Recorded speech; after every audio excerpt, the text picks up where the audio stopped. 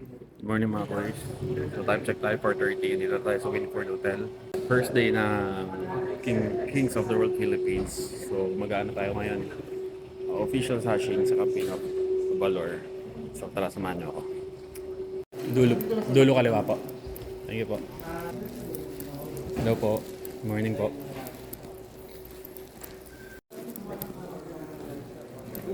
Good morning. Hello po. Good morning po. Sige po.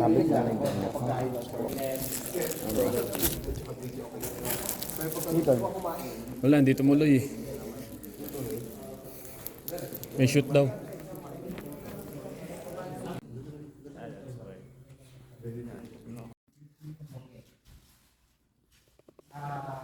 It's one of the most important days because the public has seen you probably in photos. So, pag-alis na ito sa kapalang.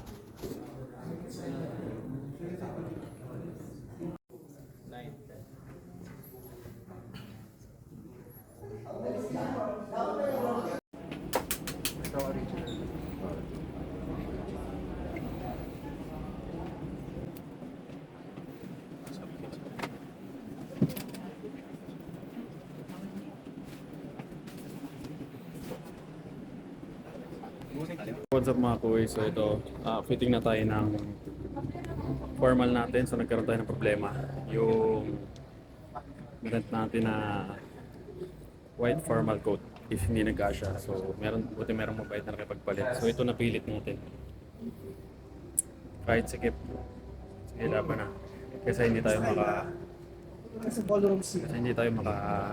rampa. So ayun, tara. So, mga kuy sila yung tumulong sa akin para dito sa coach. Ayan. Mi, hi ka muna. Thank you. Kamusta? Ay, pumunta bakit? Ganun ba? Hindi ko man napa-ifit.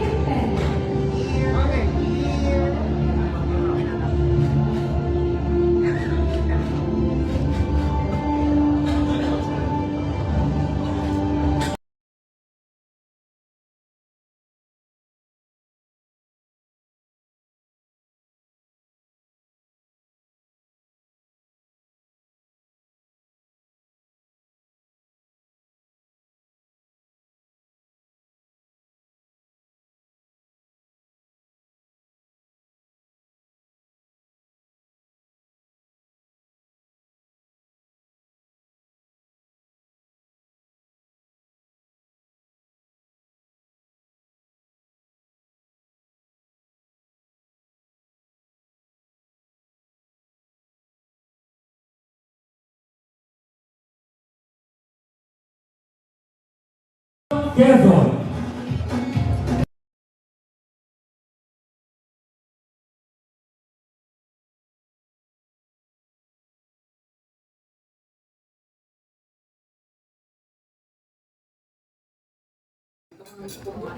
Hey. Crunch time.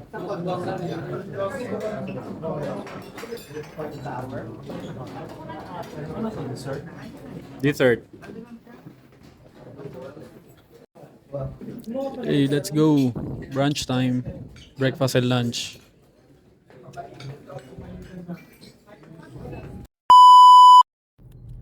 So what up mga kuys? So ayan, kakatapos lang ng day 1 namin, which is yung official sashing and then pin of Valor.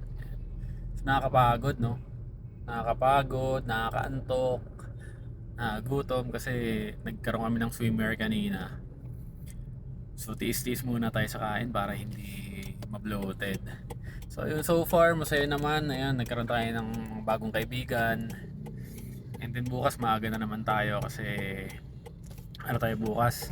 Personality development at saka talent portion. So ayan, tingnan natin kung ano maano ko bukas. Siguro baka kanta na lang tayo. So ayan, hindi ako masyadong nakakuha ng mga clips kanina kasi yung coat ko, nagkaroon ako ng problema sa coat. Yung coat na nirent ko, nakuha ko kagabi. So akala ko okay kasi may sukat eh. So anong nangyari, hindi ko siya nasukat kagabi kasi late na ako nakauwi. So natulog ako sa ate ko, doon ko binadala yung coat.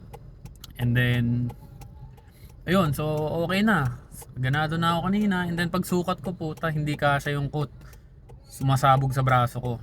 So na-stress na ako kasi hindi ko alam kung makakasama pa ba ako sa rampa kasi yun yung first ano namin eh. Rarampa ka ng naka white coat and then yung bikini plus eto. Ayan, sabi ko patay, hindi ako. Buti may mga mababait na handler doon na tinulungan ako, tinawagan din naman ni nung nagparent sa akin. Buti may kakilala siya doon. So nakakipagpalit sa akin yung isang candidate.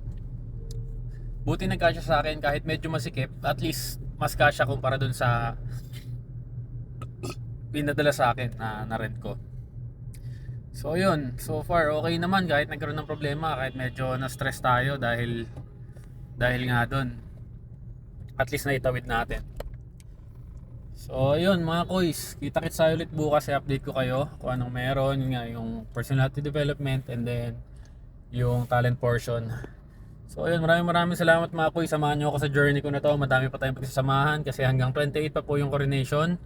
So sa lahat po ng gustong manood at sumuporta, meron pong ticket. Alam ko 3, yung VIP is 2.5 and then yung isa is nasa 1.5 and then yung parang Gen Ad is nasa 700. So ipopost po yun sa King of the World Philippines mga koys. So sa mga gustong maging updated dyan, please follow nyo yung King of the World Philippines and then update ko rin naman kayo dito sa page ko.